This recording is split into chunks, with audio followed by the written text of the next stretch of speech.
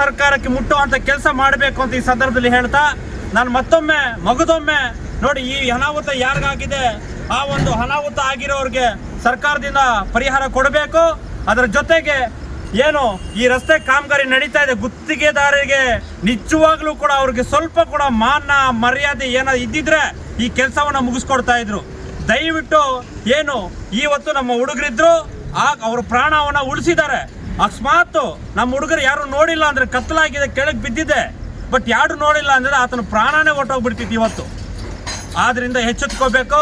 ನಮ್ಮ ಶಾಸಕರು ನಮ್ಮ ಸಹಕಾರ ಕೊಡಬೇಕು, ನಮ್ಮ ಜಿಲ್ಲೆಯ ಸಂಸದರು ಮಲ್ಲೇಶ್ ಬಾಬು ಸರ್ ಸಹಕಾರ ಕೊಡಬೇಕು ಅಂತ ಹೇಳ್ತಾ, ಇವತ್ತು ಪೀಸ್ ಲಾರಿ ಆಗಿದೆ, ಪ್ರಾಣಾಪಾಯ ಇಲ್ಲದೆ ಒಂದು ಕೈ ಮಾತ್ರ ಮುರಿದಿದೆ ಪಾಪ. ಆ ಒಂದು ಎಚ್ಚೆತ್ತುಕೊಂಡು ಸಹಕಾರ ಕೊಡಬೇಕು ಅಂತ ಸಂದರ್ಭದಲ್ಲಿ ಹೇಳ್ತಾ, ನಾನು ಮತ್ತೊಮ್ಮೆ ಪದೇ ಹೇಳ್ತಾ ಇದ್ದೀನಿ, ಗುತ್ತಿಗೆದಾರರಿಗೆ ನಿಮಗೇನಾದ್ರೂ ಮಾನ ಮರೆ ಇದ್ದಿದ್ರೆ ಈ ಕೆಲಸ ಯಾವಾಗ ಮಾಡ್ಕೊಡ್ತಾ ಇದ್ರು. ಆ ಗೋಡೆಗೆ ಪ್ಲಾಸ್ಟಿಂಗ್ ಮಾಡಿ, ಮನೆಗೆ ಪ್ಲಾಸ್ಟಿಂಗ್ ಮಾಡಲ್ಲವ ನಾವು, ಆ ರೀತಿ ಗೋಡೆಗಳಿಗೆ ಪ್ಲಾಸ್ಟಿಂಗ್ ಮಾಡಿದ್ದಾರೆ. ಮನೆ ಮಾಡಿದ್ದಾರೆ, ನಿಮ್ಗೆ ಏನ್ ತಿಳ್ಕೊಂಡಿದ್ದಾರೆ ನೀವು? ಮತ್ತೆ ಗುತ್ತಿಗೆದಾರರು ನೀವು, ಹೆದ್ದಾರಿಯ ಗುತ್ತಿಗೆದಾರರು. ಇಂಥ ಕೆಲಸಕ್ಕೆ ಎಲ್ಲೆಲ್ಲಿ ಸ್ಟಾಪ್ ಮಾಡಿ ಎಷ್ಟು ಈ ಜನರಿಗೆ ಯಾಕೆ ತೊಂದರೆ ಕೊಡ್ತಾ ಇದ್ದೀರಾ? ಸಾವಿರಾರು ರಸ್ತೆಗಳಲ್ಲಿ ಓಡಾಡುವಂತಹ ವೆಹಿಕಲ್ಸ್ಗಳು, ವಿದ್ಯಾರ್ಥಿಗಳು ಶಾಲಾ ವಾಹನಗಳಲ್ಲಿ ಓಡಾಡ.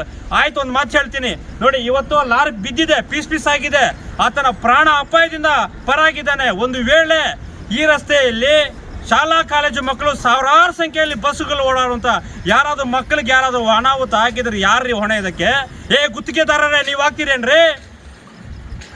ಇದನ್ನ ಎಚ್ಚೆತ್ತುಕೊಳ್ಳಿ ಕೂಡಲೇ. ಈ ಕಾಮಗಾರಿನ ಮುಗಿಸ್ಲಿ. ಮತ್ತೆ ಹೇಳ್ತಾ ಇದ್ದೀನಿ, ಕಾಮಗಾರಿ ಏನಾದ್ರು 2-3 ತಿಂಗಳ ಒಳಗಡೆ ನಿಮ್ಮ ಕಾಮಗಾರಿ ಏನಾದ್ರು ಮುಗಿಸ್ಲಿಲ್ಲ, ನಿಮ್ಮ ಮಾನ ಮರ್ಯಾದೆ ಏನೇನಿದೆ, ಎಲ್ಲೆಲ್ಲಿ ಕೆಲಸಗಳು ಮಾಡಿದಿರಾ ಅವೆಲ್ಲವೂ ಕೂಡ ಆಚೆ ತೆಗೆದು ನಿಮ್ಮ ಗುತ್ತಿಗೆದಾರ ಲೈಸೆನ್ಸ್ ಅನ್ನ ರದ್ದು ಮಾಡುತ್ತೇವೆ ಅಂತ ಈ ಸಂದರ್ಭದಲ್ಲಿ ಇಷ್ಟಪಡ್ತೀನಿ ಸ್ನೇಹಿತರೆ. ಯಾಕೆಂದ್ರೆ ಯಾರ್ದಾದ್ರೂ ಪ್ರಾಣ, ಅವಾಗ ಹೇಳಿದೆ ನಾನು, ಯಾರ್ದಾದ್ರೂ ಪ್ರಾಣನೇ ಈ ಒಂದು ಅನಾಹುತ ಆಗಿರೋದಕ್ಕೆ ನಿಜವಾಗ್ಲೂ ಕೂಡ ಮುಳುಬಾಗಿಲು ತಾಲೂಕಿನಲ್ಲಿ ಹೆದ್ದಾರಿಯಲ್ಲಿ ಈ ತರ ಅನಾಹುತ ಆಗಿದೆ ಅಂದ್ರೆ ಯಾರಿಗೆ ಮಾನ ಮರ್ಯಾದೆ ಹೋಗೋದು?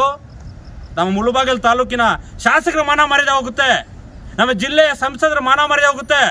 ಇದನ್ನ ಏನು ಮಾಡ್ತಿರೋ ಬಿಡ್ತಿರೋ ನಮಗೆ ಗೊತ್ತಿಲ್ಲ.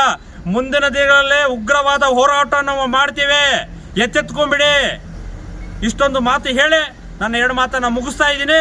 ಏನು ಈ ಅನಾಹುತ ಆಗಿದೆ ಅದಕ್ಕೆ ಸರ್ಕಾರನೇ ಹೊಣೆ ಅಂತ ಹೇಳ್ತಾ, ಆ ಗುತ್ತಿಗೆದಾರರೇ ಹೊಣೆ, ಬೇರೆ ಇನ್ಯಾರೂ ಅಲ್ಲ, ಗುತ್ತಿಗೆದಾರರೇ ಹೊಣೆ ಅಂತ ಹೇಳ್ತಾ ಈ ಸಂದರ್ಭದಲ್ಲಿ ನನ್ನ 2 ಮಾತನ್ನು ಮಾತಾಡ್ಲಿಕ್ಕೆ ಅವಕಾಶ ಮಾಡಿಕೊಟ್ಟ ನಮ್ಮ ವಿಜಯಣ್ಣ, ಅಫ್ಸರು, ಕಾರ್ತಿಕ್ ಅಣ್ಣ, ಅನಿಲ್ ಅಣ್ಣ, ಎಲ್ಲರಿಗೂ ಧನ್ಯವಾದ ಹೇಳಿ ನನ್ನ 2 ಮಾತನ್ನು ಮುಗಿಸ್ತಾ ಇದ್ದೀನಿ ಸ್ನೇಹಿತರೆ.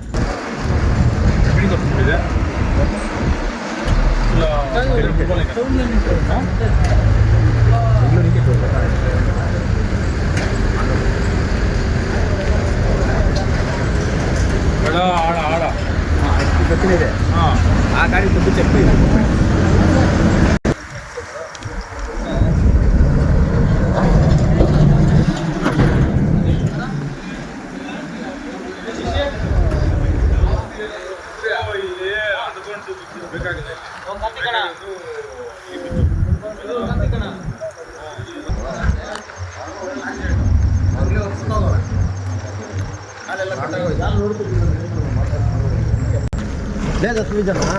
ಒಂದು ಸೈಡ್ ಅಲ್ಲ ಇಲ್ಲ, ನೀವು ಸಪೋರ್ಟ್ ಮಾಡಿ. ಇಲ್ಲಿ ನಾವು ಲಾರಿ ಸಪೋರ್ಟ್ 100% ಕೊಡ್ತೇವೆ. ಲಾರಿ ಅಡ್ಡ ಆಗ್ತದೆ ಬೇಕಾದ್ರೆ